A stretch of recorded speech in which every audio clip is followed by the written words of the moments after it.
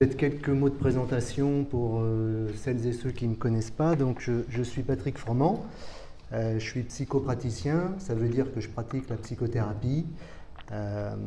Donc, beaucoup de psychothérapie de couple, c'est ma spécialité, ici à Montpellier, et psychothérapie individuelle, donc aussi sur des problématiques affectives, mais aussi sur tout type de problématiques existentielles qui peut être des difficultés au travail, dans sa famille, une quête existentielle tout simplement, une quête de sens. Voilà, donc ça couvre beaucoup de choses. Donc mon propos, ça va être un peu de poursuivre ce dont Eric a parlé, sous un angle plus psychologique. En fait, on peut considérer d'une certaine manière que la philosophie, la psychologie, la psychothérapie sont sœurs. Elles sont un peu comme les trois grâces à Montpellier. La première fois que j'ai entendu cette conception, c'était un professeur en philosophie qui nous expliquait ça. Et j'ai trouvé ça assez pertinent. Alors, donc il y a plusieurs raisons où on peut considérer que la psychologie, la philosophie et la psychothérapie sont sœurs. Déjà, d'un point de vue historique, la psychologie est une partie de la philosophie. Avant qu'elle ne prétende la psychologie au statut de science humaine, la psychologie était complètement intégrée à la philosophie. Il y a d'autres raisons. On peut considérer par exemple que la maïeutique, le dialogue socratique, donc la méthode qu'utilisait Socrate pour faire accoucher les âmes, certainement vous avez entendu parler de ça, c'est-à-dire la méthode de questionnement, était un ancêtre des psychothérapies verbales.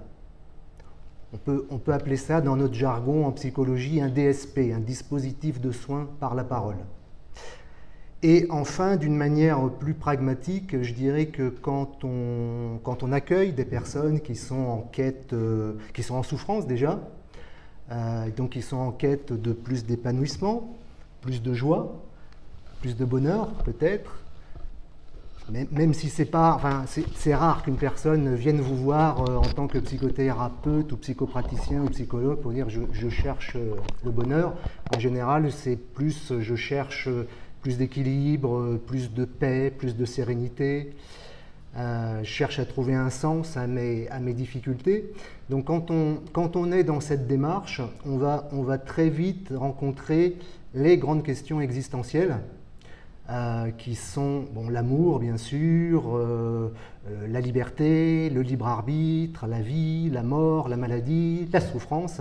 Donc en gros, toutes les questions que la philosophie travaille depuis des siècles. Alors, merci. je vais commencer, en fait. Eric vous a parlé des philosophes stoïciens. C'est des philosophes qui ont effectivement beaucoup travaillé cette question de la joie et du bonheur. Et il y en a un que tu as cité, je crois, et que j'aime bien, qui est Épictète. Bon, alors, c'est pas terrible parce qu'il y a mais c'est pas grave, tout le monde voit, en fait. Ouais. Donc, en fait, on a une citation là, qui est assez connue d'Épictète, qui est « Ce qui trouble les hommes, ce ne sont pas les choses, mais les jugements qu'ils portent sur les choses ». Alors, il y a plusieurs traductions. Ce qui trouble les hommes, ce ne sont pas les choses, mais les jugements relatifs aux choses. C'est une traduction qu'on voit aussi souvent. Donc Épictète disait ça il y a un peu plus de 2000 ans. Et on est là dans une citation qui, à mon sens, est au carrefour entre la philosophie et la psychologie. C'est-à-dire que Épictète nous donne presque une recette de la joie, presque une recette du bonheur, qui est, enfin une recette, le mot est un peu fort, disons, il nous donne une direction, il nous indique de quel côté il faut aller chercher. Il nous dit en gros, en bon stoïcien, il nous explique que notre état de joie, de bonheur, de sérénité, simplement, ne dépend pas de ce qui nous arrive, parce que ça, on a assez peu de prise dessus, mais dépend en fait du jugement, du sens, en quelque sorte, qu'on va donner à ce qui nous arrive. Et on est au cœur là, de ce qu'est la psychothérapie, puisque en fait, en psychothérapie, on ne va pas trop s'occuper objectivement de ce qui nous arrive. On va surtout s'occuper du sens qu'on donne à ce qui nous arrive, donc on va s'occuper du subjectif. Au passage, c'est une très bonne nouvelle, parce qu'on a beaucoup plus de prise, en fait, subjectivement, sur le sens qu'on peut donner aux choses, plutôt que sur ce qui nous arrive. Hein, je dis qu'il dit ça en bon stoïcien, parce que, bon, comme l'a expliqué Eric, les stoïciens défendaient l'idée que le bonheur ne doit pas dépendre, ou doit dépendre aussi peu que possible des causes extérieures. Ce qui est une bonne idée. Donc, alors, il y a deux choses qu'on peut peut-être opposer à Épictète. La première chose qu'on pourrait dire, c'est est-ce qu'il ne fait pas que déplacer le problème? C'est-à-dire, ok, ce qui nous trouble, ce ne sont pas les choses, mais les jugements qu'on porte sur les choses. Maintenant, on peut être très troublé par le jugement qu'on porte sur quelque chose et ne pas savoir quoi faire avec ça. Donc, ça pose l'autre question, c'est quel est le mode d'emploi? C'est-à-dire, comment je fais pour faire en sorte de ne pas être, j'allais dire, pas être atteint. Pas être affecté par ce qui m'arrive, ou être moins affecté par ce qui m'arrive, ou avoir un jugement sur les choses qui va moins me faire souffrir. En gros, l'autre question, bon, Épictète ne l'a pas posée comme ça, c'est est-ce que je peux reprogrammer le sens que je donne aux choses? Donc ça, c'est une question qui est complètement du ressort de la psychologie, de la psychothérapie. L'autre citation que j'avais envie de vous montrer pour démarrer le propos, c'est une citation un peu plus connue qui est attribuée à Socrate. Et là encore, on est au cœur du croisement, du carrefour entre la philosophie et la psychologie. Connais-toi toi-même et tu connaîtras l'univers et les dieux. Donc, philosophe et psychologue au sens large, hein, j'inclus les psychanalystes, les psychiatres, bon. Psychologues et philosophes sont assez d'accord sur le fait que c'est une bonne base de se connaître soi-même et un bon préalable à la joie, au bonheur, à la sérénité, pour plein de raisons que je vais essayer d'expliciter. Là encore, cette citation pose plusieurs questions. Déjà, qu'est-ce que c'est que se connaître soi-même? Donc ça, je vais essayer d'y revenir. Et d'autre part, c'est une objection qui est faite par Tchekhov, que j'adore aussi, et qui nous dit, en gros, il fait une très bonne objection, pardon, voilà. Connais-toi toi-même est un conseil très beau et très utile. Il est dommage seulement que les anciens ne se soient pas avisés d'en indiquer le mode d'emploi. Donc on revient sur cette histoire de mode d'emploi. Comment on fait? C'est connais-toi toi-même. Ce qui t'affecte, c'est pas les choses, c'est le jugement que tu assignes aux choses. Mais voilà. Mais comment on fait? Alors, toutes ces questions, donc je ne vais pas pouvoir, hein, c'est sûr, en 20 minutes, là, voilà, mais enfin, je vais essayer là, de donner des directions aussi. Toutes ces questions sont plutôt du ressort de la psychologie. C'est plutôt dans la psychologie qu'il va falloir aller chercher la réponse à toutes les questions que j'ai posées là. Une bonne manière de se connaître soi-même, c'est déjà d'essayer de regarder le fonctionnement de l'esprit. Oula. Alors, le fonctionnement de l'esprit, C'est en gros comment fonctionne notre... en psychologie, on ne parle pas d'esprit, on va plutôt parler de psychisme, d'appareil psychique, etc. Mais en fait, bon, pour simplifier, on va dire esprit, j'aime bien le mot, esprit, c'est... voilà, c'est-à-dire c'est tout ce qui est, en fait, les phénomènes, les processus psychiques, tout ce qui a trait à notre mental, à notre affectivité, à notre volonté, à notre intelligence. Comment ça marche tout ça? Comment ça marche en gros à l'intérieur de nous? Comment ça marche dans la tête? Pour faire simple, hein, je n'utilise pas un langage très scientifique là, mais bon, c'est... Donc en fait, là encore, on va se tourner vers la psychologie pour pouvoir appréhender toutes ces questions. Sachant que la psychologie, c'est extrêmement vaste. Il y a à peu près 4 grandes écoles, branches en psychologie. Je vais vous parler essentiellement de 3 branches, qui sont celles que je connais le mieux. Voilà, et qui sont celles qui permettent le plus de connaître l'esprit. En fait, la branche de psychologie dont je vais vous parler le moins, c'est ce qu'on appelle la psychologie comportementale ou le comportementalisme. Et donc, je vais vous en parler peu parce que je la connais peu, c'est une bonne raison. Et d'autre part, comme je vous l'indiquais, c'est la branche de la psychologie qui s'intéresse le moins au fonctionnement de l'esprit. Fonctionnement de l'esprit, pour un comportementaliste, c'est un peu une formule ésotérique. Le comportementalisme s'intéresse au comportement observable, hein, comme son nom l'indique. Donc il y a de très bonnes choses hein, dans le comportementalisme, des très bonnes choses qu'on utilise aussi en psychothérapie, notamment sur les processus d'apprentissage. Mais ce dont j'ai envie de vous parler ce matin, c'est-à-dire l'esprit, ça intéresse peu les comportementalistes.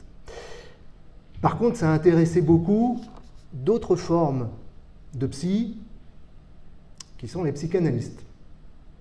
Ça, c'était la grande affaire. Le fonctionnement de l'esprit, c'était la grande affaire de Freud, par exemple. Et Freud, donc, a une théorie de la personnalité que certainement beaucoup d'entre vous connaissent, parce que là encore, alors de mon temps, on apprenait ça en classe de philosophie, encore une fois, en terminale. Les instances de la personnalité d'après Freud.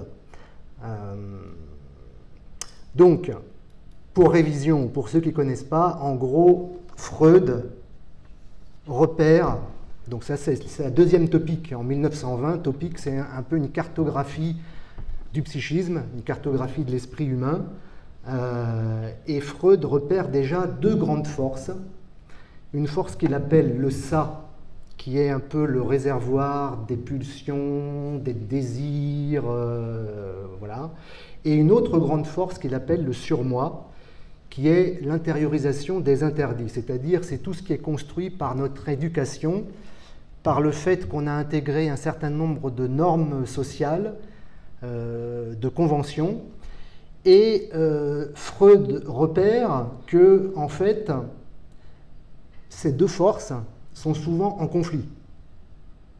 C'est-à-dire qu'il y a tout un tas de désirs en moi, et quand on dit désir et pulsion, c'est pas uniquement tuer son voisin ou violer, voilà, ça peut être des désirs, des pulsions toutes simples.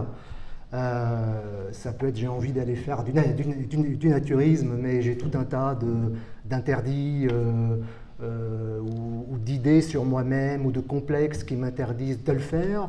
J'ai envie d'être plus authentique dans mes relations sociales, j'ai envie de dire telle chose à telle personne, mais je m'interdis de le faire parce que ça ne se fait pas. Et donc là, c'est le surmoi qui dit ça ne se fait pas. Et donc on voit qu'il y a de la tension, c'est ce qui génère, selon Freud, la névrose. Il y a une espèce... Notre esprit est un champ de lutte et c'est difficile de trouver la joie, la paix, l'ataraxie dont parlait Eric, de trouver simplement un état de sérénité. Il y a quand même dans la théorie freudienne le moi, qui est un peu le juge-arbitre, donc qui est un peu entre...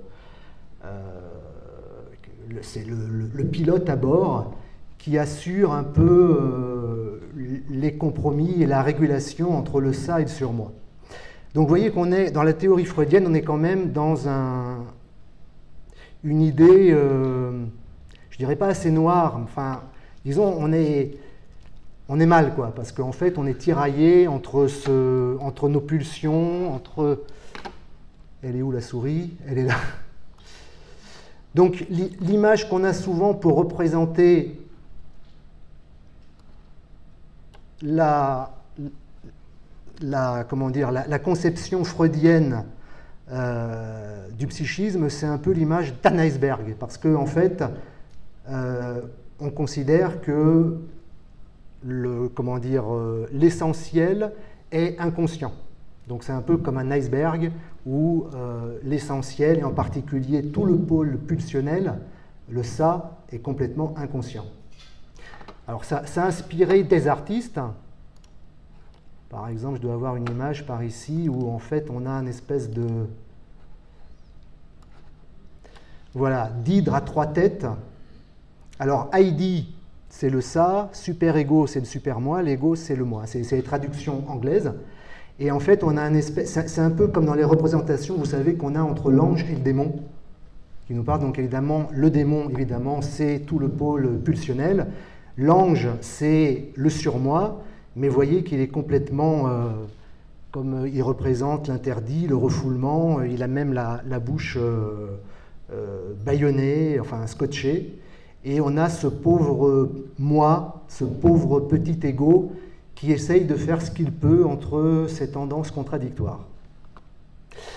Donc ça, c'est en gros, très résumé, la théorie psychanalytique. Ce qui induit en fait une pratique thérapeutique, en fait. C'est-à-dire qu'en fait, il y a la pratique thérapeutique que ça induit est résumée par Freud dans une phrase en 1933 où il dit... Dans les nouvelles conférences d'introduction à la psychanalyse, là où était du ça doit devenir du moi. C'est-à-dire que Freud considère, en gros, tout le projet de la psychanalyse, là où était du ça doit devenir du moi. En gros, le projet de la psychanalyse, c'est de rendre l'inconscient conscient et de fortifier le moi, de le muscler pour justement lui permettre, en pilote responsable, de naviguer, voilà. Donc, une des critiques qu'on peut faire à l'approche psychanalytique, c'est qu'elle va beaucoup gonfler l'ego.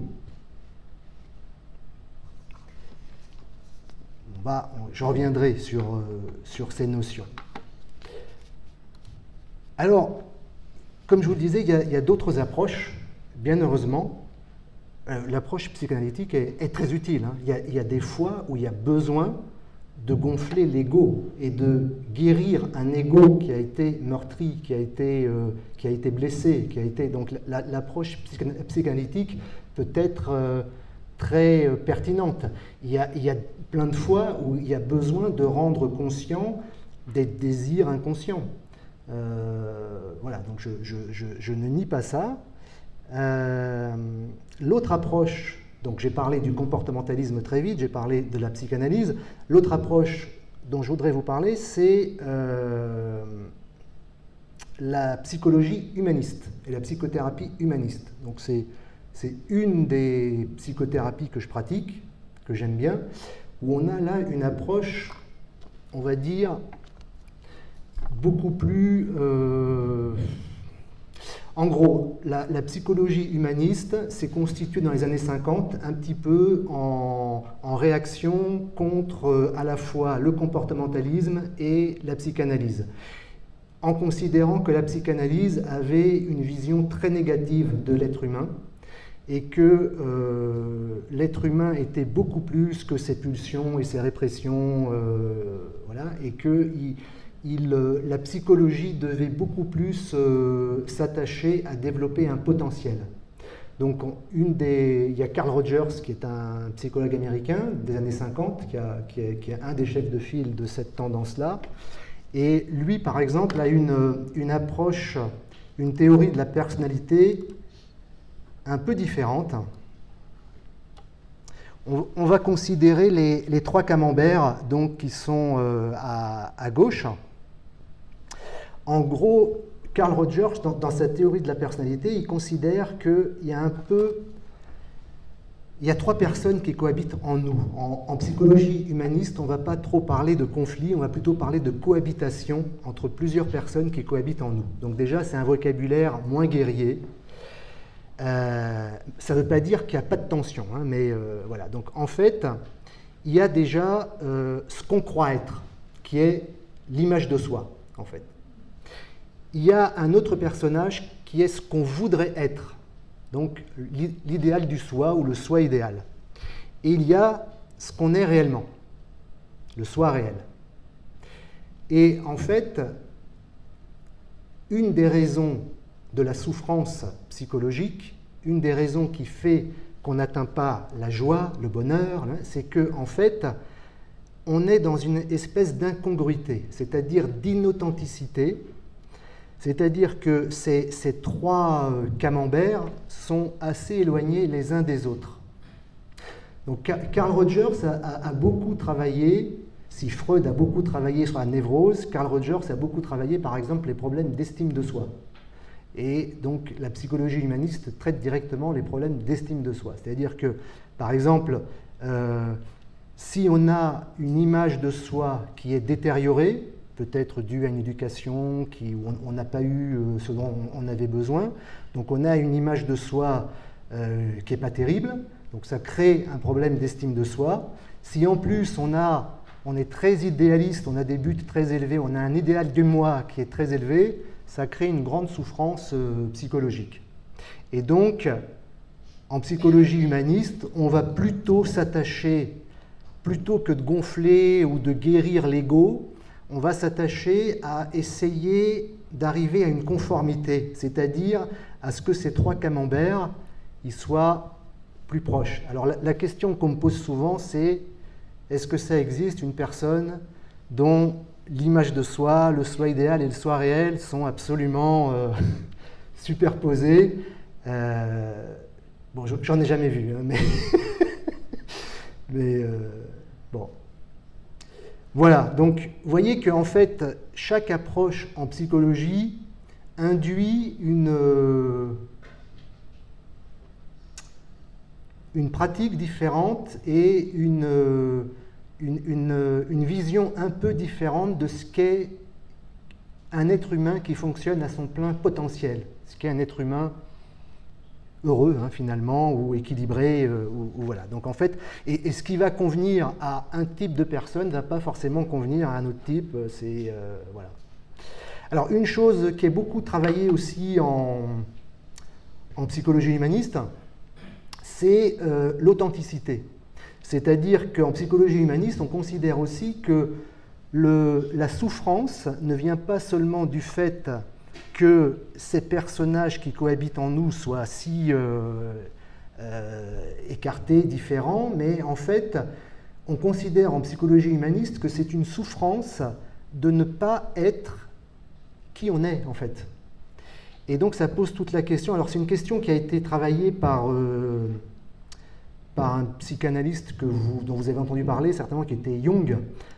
C'est la question de la persona, du masque social. En fait, Jung considère qu'on a un espèce de masque social, qui est un espèce de faux moi, qu'on pose en fait entre soi-même et le monde et nos relations sociales. Et ce masque, en fait, il va être différent, bien sûr, selon qu'on s'adresse à son patron, à son compagnon ou sa compagne, à ses amis. Voilà. Donc en fait, il n'y a pas un seul masque, il y en a, c'est un peu, quand je vous prépare une image, en fait, c'est un peu ça, c'est-à-dire aujourd'hui, lequel je vais mettre, ou avec telle personne, je vais mettre quel type de masque. Et en fait, ces masques, alors il y a aussi un autre niveau là-dedans, c'est que en fait, c'est toute la question des rôles sociaux. C'est-à-dire que nous sommes des êtres multifacettes. Par exemple, je suis à la fois boulanger, je suis le père ou la mère de mes enfants, je suis le compagnon, la compagne de ma compagne ou de mon compagnon, je suis un citoyen français, je suis inscrit à tel parti politique ou j'ai tel type d'idées. Et tout ça, en fait, ça va aussi susciter un certain nombre de masques sociaux dans un processus qui est souvent complètement inconscient. Et donc tout un travail en psychologie humaniste, ça va être un peu de peler les couches de l'oignon, c'est-à-dire d'aller regarder une autre métaphore hein, du moi ou de la personnalité, c'est l'oignon. C'est-à-dire que, en fait, on sait très bien qu'on enlève une couche, il y en a encore une en dessous, etc., etc., etc., etc.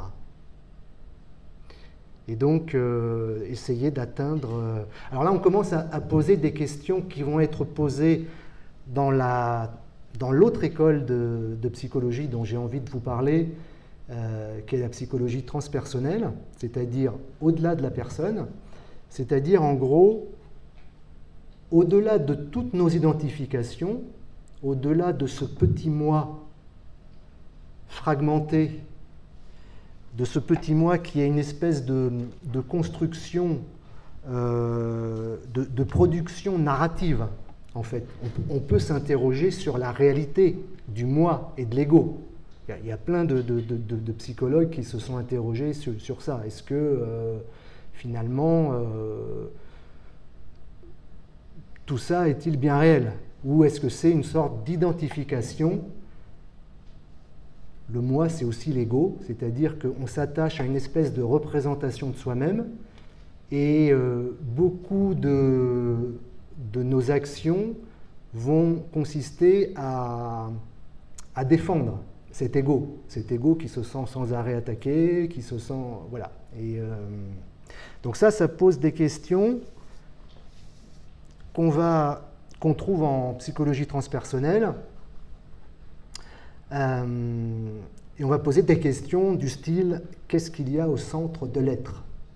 Là, vous voyez qu'on n'est plus dans la psychologie scientifique, comportementaliste, où on s'occupe que des comportements observables. On pose des questions qui sont limite métaphysiques, limite spirituelles. Mais voilà, ça fait partie de l'être humain, ça fait partie de la psychologie, selon moi. Hein. Enfin, moi, tel que je conçois, en fait, voilà. Donc, la psychologie transpersonnelle, donc c'est pareil, ça a un peu émergé, un peu comme la psychologie humaniste dans les années 50. Un des chefs de file, c'est Abraham Maslow, que certainement vous avez entendu parler de la pyramide de Maslow, la pyramide des besoins. Donc c'est le même Abraham Maslow. Et en fait, cette psychologie transpersonnelle, elle va intégrer la dimension spirituelle de l'être humain. Donc là, vous voyez, on n'est plus du tout dans la psychologie qu'on apprend à l'université. Voilà, on est... mais voilà, ça fait partie... Donc là, on a un diagramme qui est typiquement psychologie transpersonnelle, c'est-à-dire qu'on a le rôle ou les rôles dont je vous ai parlé, on a la personne, ce dont je vous ai parlé aussi, et il y a quelque chose peut-être qui est encore plus profond, qu'on appelle l'être. Alors, tout ça, bon, ça peut sembler un peu ésotérique à certaines personnes. J'ai retrouvé une citation d'un philosophe qu'on ne peut pas du tout qualifier d'ésotérique ou de spiritualiste, c'est Jean-Paul Sartre. Et Jean-Paul Sartre nous dit quelque chose qui pourrait être signé par un psychologue transpersonnel. Il nous dit « L'ego n'est pas le propriétaire de la conscience, il en est l'objet. » L'ego n'est pas le propriétaire de la conscience, il en est l'objet. En gros, il y a quelque chose de plus grand que notre petit moi, il y a quelque chose de plus grand que ce noyau narratif auquel on s'identifie, et ce quelque chose de plus grand, ben, c'est peut-être la conscience au sens large. Donc ce qu'on appelle ici l'être. Et donc, je finis bientôt, ouais. Et donc, en fait, si je reviens à ma première diapositive, la fameuse citation de Épictète, ce qui trouve les hommes, ce ne sont pas les choses, mais les jugements qu'ils portent sur les choses. À mon sens, dans ma pratique, ce que je remarque, même si des fois il y a besoin de consolider l'ego, de le renforcer parce qu'il est tellement blessé, tellement meurtri qu'on ne peut pas atteindre l'être directement, s'il y a quelque chose qui peut en fait ne pas être atteint par les jugements qu'il porte sur les choses, s'il y a quelque chose en nous, c'est cette conscience témoin. Ça, c'est beaucoup théorisé dans la psychologie humaniste, c'est-à-dire qu'il y a une citation là de Bernadette Blin, qui est une psychologue transpersonnelle. Elle nous dit « À l'état de veille, il y a toujours quelque chose en nous qui regarde, un témoin silencieux derrière tout ce que l'on pense, tout ce que l'on dit, tout ce que l'on fait. Cette vigie transcendantale n'émane pas de notre personne en tant que telle, mais d'un autre aspect de nous-mêmes, bien plus vaste et bien plus illimité que tout ce que nous pourrions imaginer. De surcroît, la conscience témoin n'est pas affectée par l'expérience, ni par la psyché. Elle est tout simplement à l'image d'un phare qui, par sa seule présence lumineuse, rend la conscience consciente d'elle-même et responsable de ses faits et gestes. » Donc ça veut dire qu'au centre de nous, même quand il nous arrive plein de merde, au cœur du cyclone, il y a un espace de paix. Et cet espace de paix, c'est à rechercher dans la pure conscience présente, c'est-à-dire cet aspect de nous qui est le témoin de notre existence. Donc il faut faire un pas en arrière. Alors c'est difficile à expliquer parce que, en fait, c'est se connaître dans cette vision-là, ce n'est pas accumuler des connaissances sur soi, c'est faire l'expérience de soi. Donc ça rejoint les pratiques de pleine conscience, dont Eric a parlé un peu. Il y a une très bonne diapo. On va passer aux questions. Ouais. Si la voix dans ta tête est toi, qui est celui qui l'écoute? Donc c'est toujours ce pas en arrière ou ce pas de côté, prendre du recul sur son expérience pour prendre conscience qu'on n'est pas qui on croyait être. En fait, on n'est pas ce petit moi. Voilà. Je finis avec la toute dernière, parce que c'est celle-là qui montre bien, je pense, cet état de... Alors, Eric t'en a parlé un petit peu. Tu préfères appeler ça l'accueil, je suis d'accord, que l'acceptation. En gros, il y a un peu deux attitudes. Par exemple, un truc aussi anodin que il pleut. Je peux ruminer, je peux être dans mes ruminations, voilà. Et puis je peux simplement être dans un état d'accueil et d'acceptation. Ben, il pleut. Et à partir de cet état d'accueil et d'acceptation, ce n'est pas de la résignation. C'est-à-dire qu'à partir de cet état de « je ne suis plus dans mes ruminations, c'est trop injuste, il pleut, j'avais prévu de faire ça, de faire ci, et je ne vais pas pouvoir, et puis c'est toujours comme ça, c'est toujours quand j'ai une journée de congé, etc. » Bon, là, on est dans les histoires, on est dans le petit moi qui se raconte plein d'histoires. À partir de simplement « il pleut », ben, je suis libre. Je peux prendre la décision, par exemple, de prendre un parapluie et d'aller me promener quand même.